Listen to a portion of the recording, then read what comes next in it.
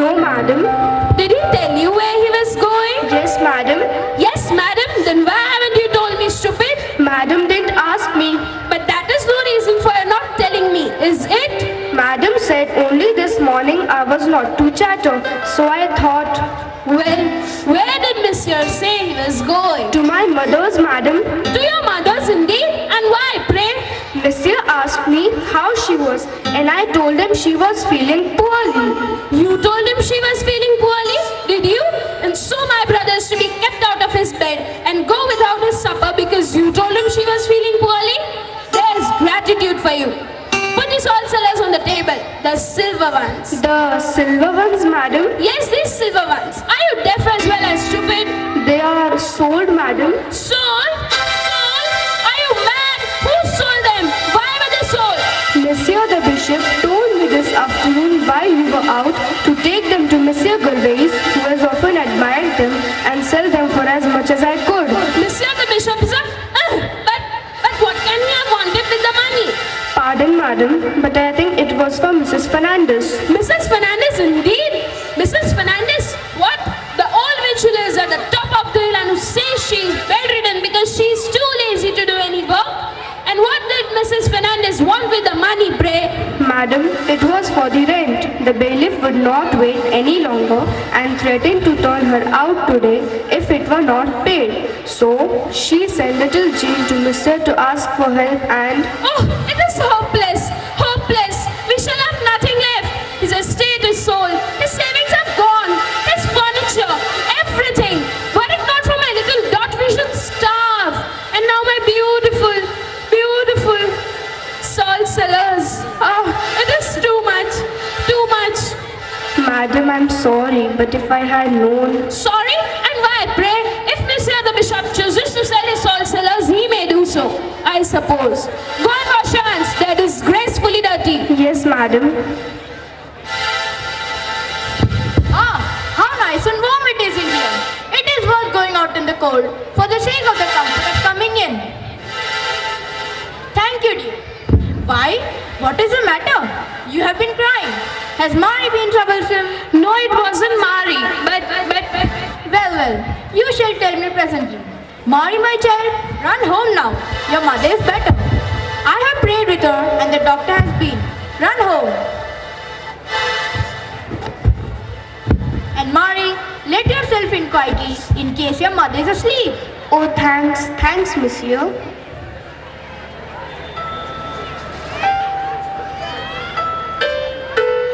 Here, Mari, take my comforter. It will keep you warm. It is very cold tonight. Oh, no, monsieur. What nonsense, brother. She is young. She won't hurt. Ah, Passon, you have not been out. You don't know how cold it has become. Here, Mari, let me put it on for you. There, run along, little one. Brother, I have no patience with you. There, sit down and take your soup. It has been waiting ever so long. And if it is spoiled, it serves you right. It smells delicious. Well, for my part, I believe that charity begins at home. And so you make me this delicious soup.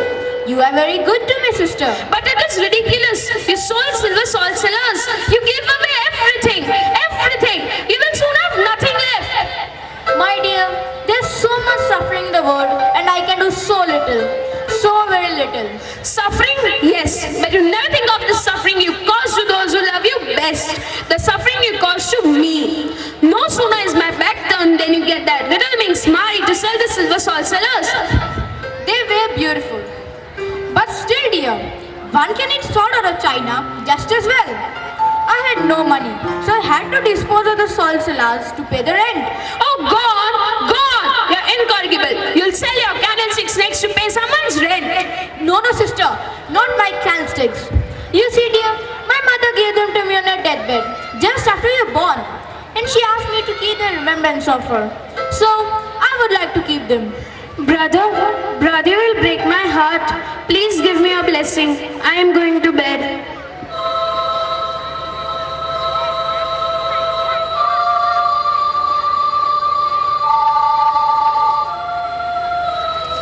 Don't sit up too long and tire your eyes. No, dear. Good night.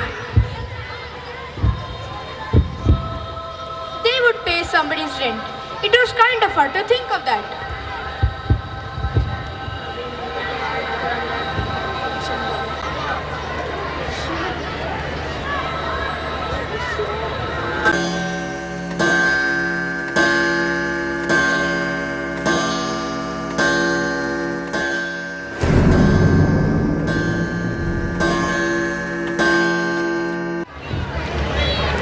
If you call out, you're a dead man. But my friend, as you see, I'm reading. Why should I call out? Can I help you in any way? I want food. I'm starving. I haven't eaten anything for 3 days. Give me food. Quickly, quickly. Curse you. But certainly, my son, you shall have food. I will ask my sister for the keys of the cupboard. Sit down. None of that, my friend. I'm too old. A bird to be caught with calf. You would ask your sister for the keys? Would you? A likely story. You would rouse the house too. Ha ha ha. A good joke, truly. Come, where's the food? I want no keys. I have a wolf inside me tearing at my entrails, tearing me. Quick, tell me where the food is. I wish Pasum would not lock the cupboard. Come, my friend. You have nothing to fear. My sister and I are alone here. How do I know that? Why? I just told you. I'll risk it. But if you are playing any tricks, I'll drive my knife through your heart. I have nothing to lose. You have your soul to lose, my son. It is of more value than my heart. Pasum, Pasum. Yes, brother. He is a poor traveler who is hungry. If you are not undressed, you will come and open the cupboard and I'll give him some supper. What?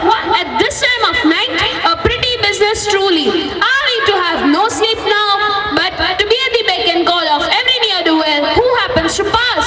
But Pasum, the traveler is hungry. Oh, very well. I'm coming.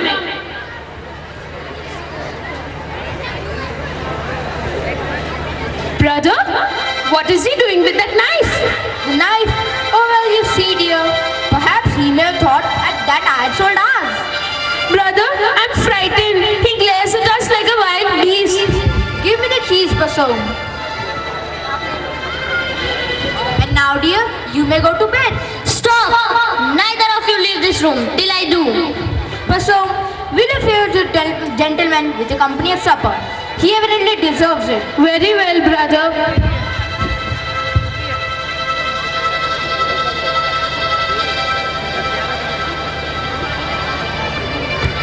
Here's some cold pie and a bottle of wine and some bread.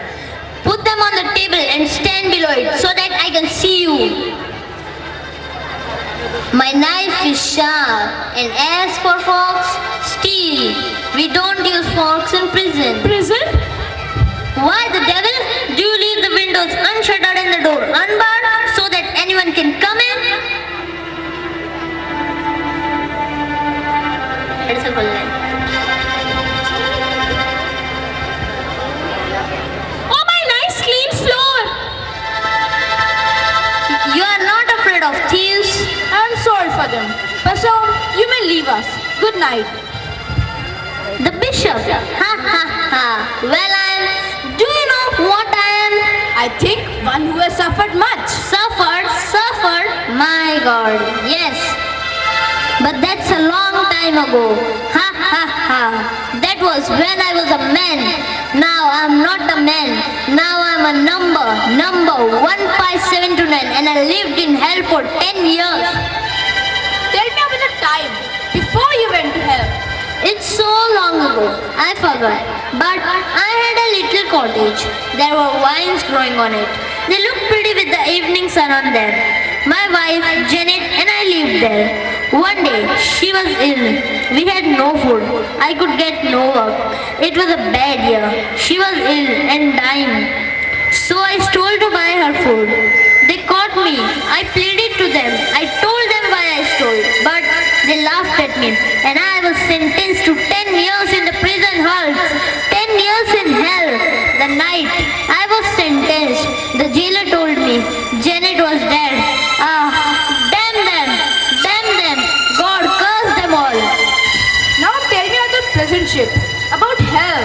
Tell you about it? Look here. I was a man once. I'm a beast now. And they made me what I am. They chained me up like a wild animal. They lashed me like a hound for 10 years. 10 years. They took away my soul and they gave me a devil in its place. I became a free man. That was 6 weeks ago. I was free to starve. To starve? Yes, to starve. They feed you in hell. But when you escape from it, you starve. I could not get a job. So I stole again. I stole these rags. I stole my food daily. I slept in the woods, in barns, anywhere. God curse them all. My son, you have suffered much, but there is hope for all. Hope? Ha ha ha. You have walked far. You are tired. Lie down and sleep on the couch there, and I will get you some coverings.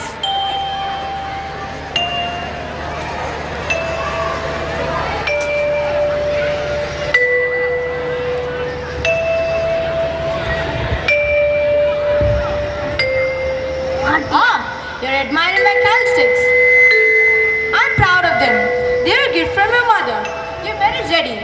Will you lie down now? Yes, I'll lie down now. Look here. Why the devil? Are you kind to me? What do you want? I don't want any damn religion, I tell you. Won't you lie down now? It is late. Good night, my son. Tell Gira.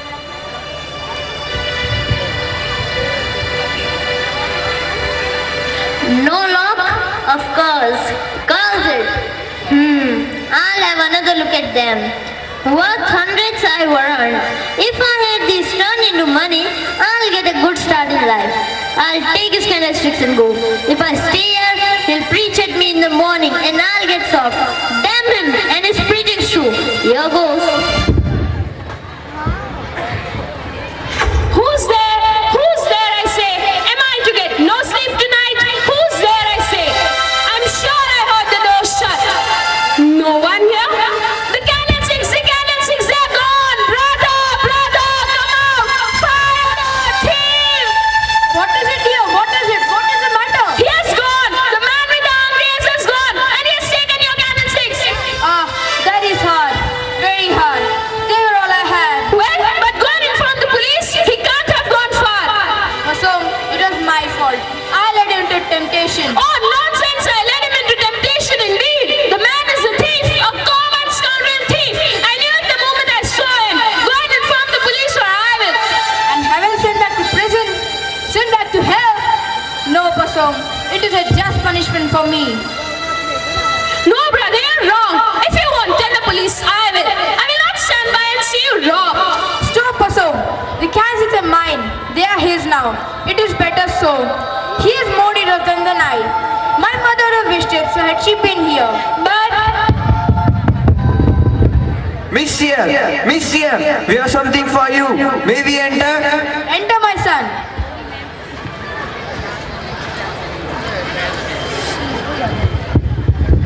So that's got you, villain, have they? Yes, madam. We found this scoundrel sneaking along the road, and as he wouldn't give an account of himself, we arrested him on suspicion. While we were securing him, these candlesticks fell out of his pockets. I remembered the candlesticks of Monsieur the Bishop, so I brought him here that we might identify them, and then we lock him up. But I don't understand.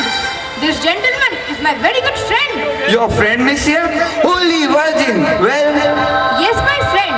He did me honor to sup with tonight, and I gave him the candlesticks. you gave him your candlesticks? Holy Virgin! Remember, my son, that she is holy. Pardon, Monsieur. And now I think you may let your prisoner go. Lose the prisoner! About that! Quick march! Oh, you scoundrel! You pitiful scoundrel! You come here and I'm fed and warm, and you thief, steal from a manufacturer. Oh, you blackguard! So, you're overawed. Go to your room.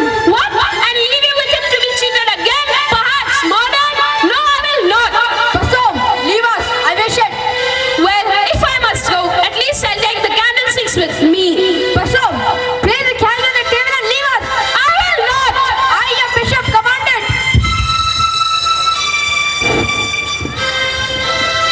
Monsieur, I am glad I didn't get away with them. Curse me, I am glad. Now won't you sleep here? See, your bed is ready. No, I didn't. Besides, I must go on. I must get to another town where people will not know me. I must travel at night. Do you understand? I see, you must travel by night. I did not believe there was any good in this world. One does not when one has been in hell. But somehow, I know you are good. My son, don't look at my goodness. Instead, you look at the source of all good things, God or Paramatma. The very Christmas day is God's goodness to the mankind. He is merciful to the just and the wicked. Would you please bless me before I leave this place? I know it will bless me. Stay, my son. Take this card. Go to the address in the card and meet Mr. Ramdas. It will be a new place for you and no one will know your past. Mr. Ramdas will accommodate you and help you to settle down. I do not have any money for travel expenses. Please take this candlesticks and sell it to meet the expenses. Thanks, monsieur. I'm a fool, a child to cry. But somehow you have made me feel that it is just as if something had come into me, as if I were a man again and not a wild beast. Always remember, my son, this poor body is a temple of the living God. My body, a temple of God? What? God wants to live in me? Yes, my son. Look at the cover page of the Bhagaved Gita. 2 persons are in a chariot driven by 5 horses. Do you understand what that indicates? No, monsieur. The chariot is your body. The 5 horses are the 5 senses or panchindriyas of your body. The person controlling the horses is your mind. The person traveling the chariot is God or Paramatma. Son, if you allow God to control your mind, then your senses will be under control. The Bible says, God's spirit produces love, joy, peace, patience, kindness, goodness, faithfulness, humility and self-control. Thank you, monsieur. Temple of the living God. I'll always remember.